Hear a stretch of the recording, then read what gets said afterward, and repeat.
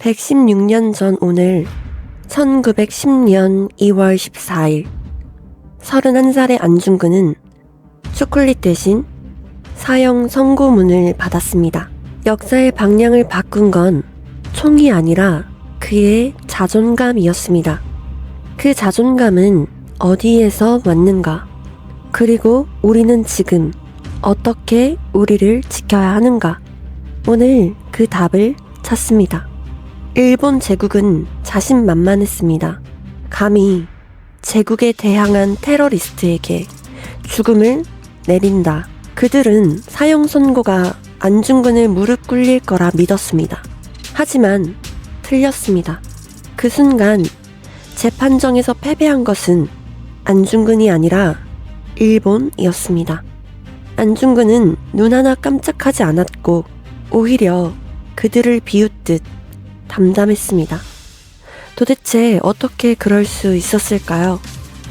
그는 단 한 번도 남이 붙여준 이름의 삶을 살지 않았습니다.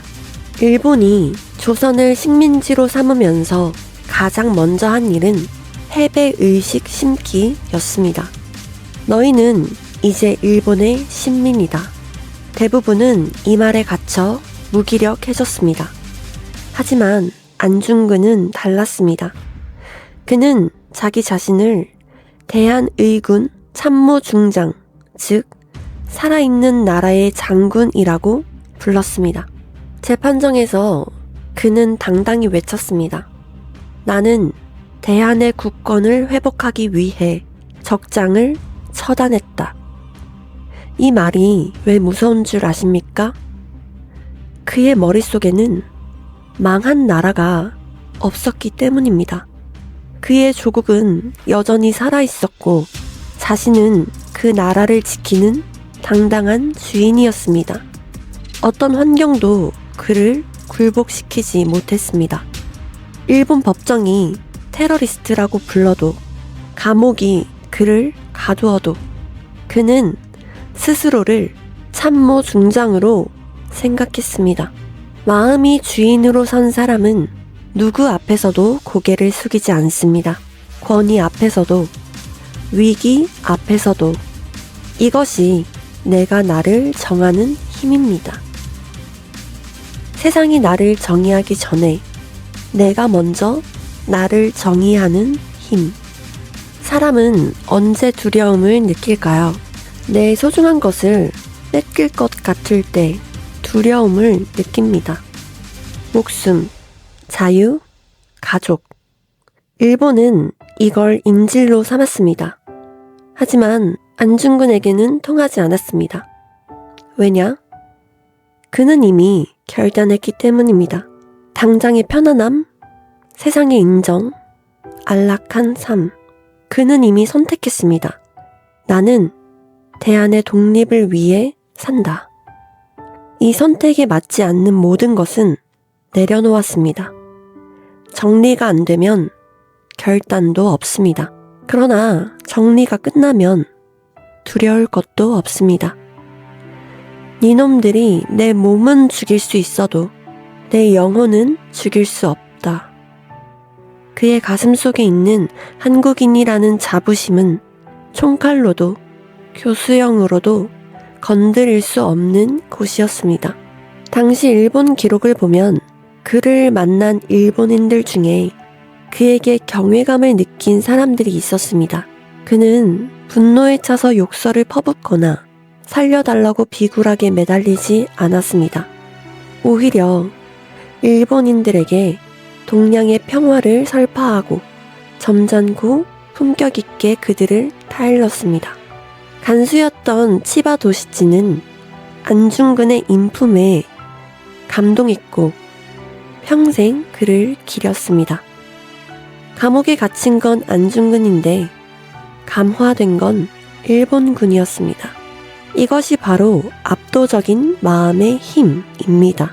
처한 상황이 비참해도 태도까지 비참해질 필요는 없습니다. 태도가 곧 우리의 신분입니다.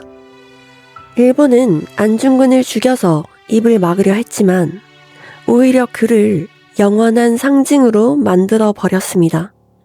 그는 당장의 생존을 버리고 먼 미래를 택했습니다. 내가 죽어도 조국은 산다. 이것이 10년이 아닌 100년을 보는 마음입니다. 그는 거사에 앞서 왼손 약지 1000마디를 스스로 끊고 그 피로 대한독립이라 썼습니다.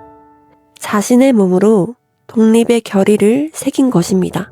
그는 사라졌지만 그가 남긴 단지의 붉은 도장은 단순한 상처가 아니라 약속이었습니다. 그는 자신의 죽음을 통해 증명했습니다. 대한민국은, 한국인은 절대 죽지 않는다. 그 뜨거움은 지금도 여전히 흐르고 있습니다. 2026년이 되었습니다. 1910년에 일본 제국은 사라졌습니다. 우리는 독립된 나라, 풍요로운 시대를 살고 있죠. 그런데 말이에요. 우리의 마음은 정말로 독립했을까요? 1910년의 식민지는 몸을 지배하는 것이었습니다. 2026년의 식민지는 마음을 지배하는 것입니다. 지금 우리를 묶는 건 총칼이 아닙니다. 남과의 비교, SNS의 알고리즘, 남의 시선, 점수와 평가, 직함, 연봉, 일본 순사 대신 남의 눈이 우리를 감시하고 식민지 스타일 대신 비교와 열등감이 우리의 자존감을 뺏어갑니다.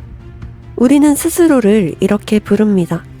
그냥 평범한 직장인, 능력 부족, 가난한 집 출신, 지방 출신, 나이 많은 취준생. 남들만큼 못 살면 어떡하지? 이 나이 먹도록 집도 없으면 실패자 아닌가? 좋아요가 적으면 내가 쓸모없는 건가? 우리는 스스로를 실패자, 가난뱅이, 약자라고 부르며 스스로 노예가 되어가고 있습니다. 안중근은 감옥에서도 주인이었는데 우리는 자유로운 몸으로 노예처럼 눈치를 봅니다. 지금 시대가 가장 잃어버린 것은 이것입니다. 내가 나를 정의하는 힘. 이것이 바로 오늘날의 식민지입니다. 안중근 의사가 지켜낸 것은 땅이 아닙니다. 어떤 상황에서도 내가 나를 존중하는 힘입니다. 지금 당장 이 힘을 되찾아야 합니다. 세상이 붙인 이름표를 찢어버리세요. 취준생, 무직, 말단 직원, 그건 우리가 처한 상황이지 우리의 본질이 아닙니다.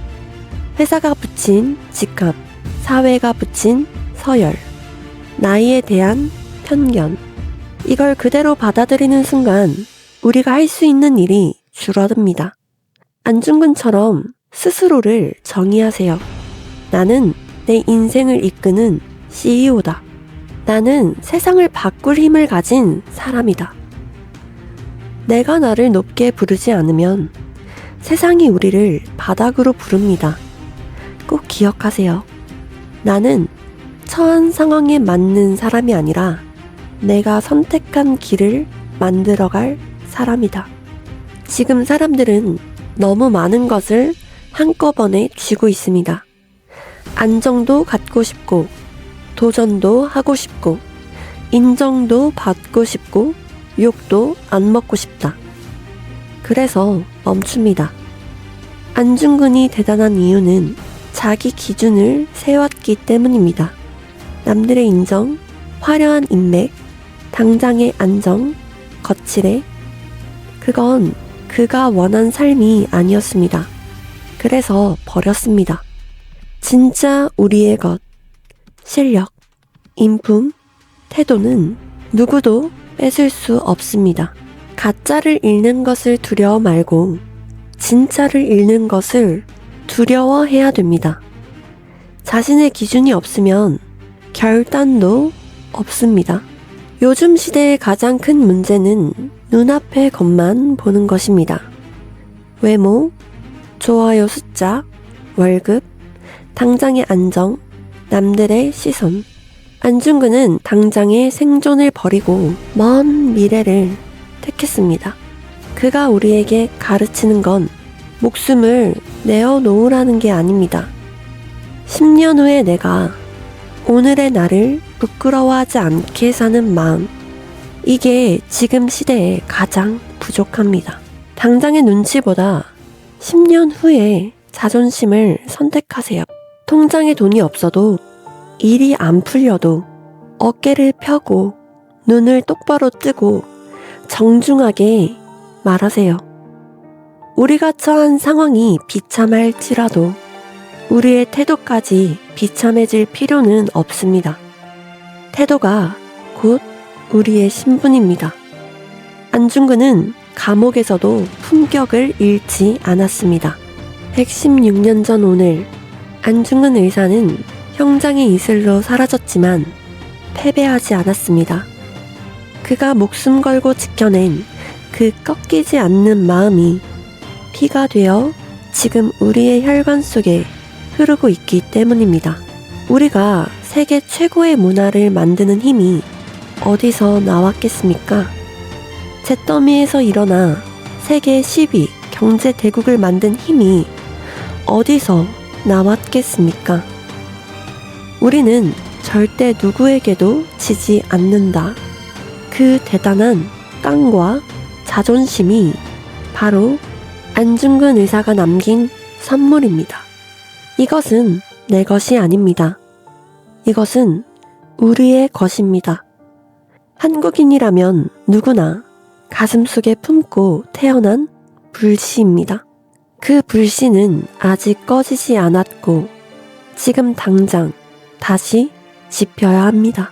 2월 14일 초콜릿을 선물하고 달콤함을 즐기세요.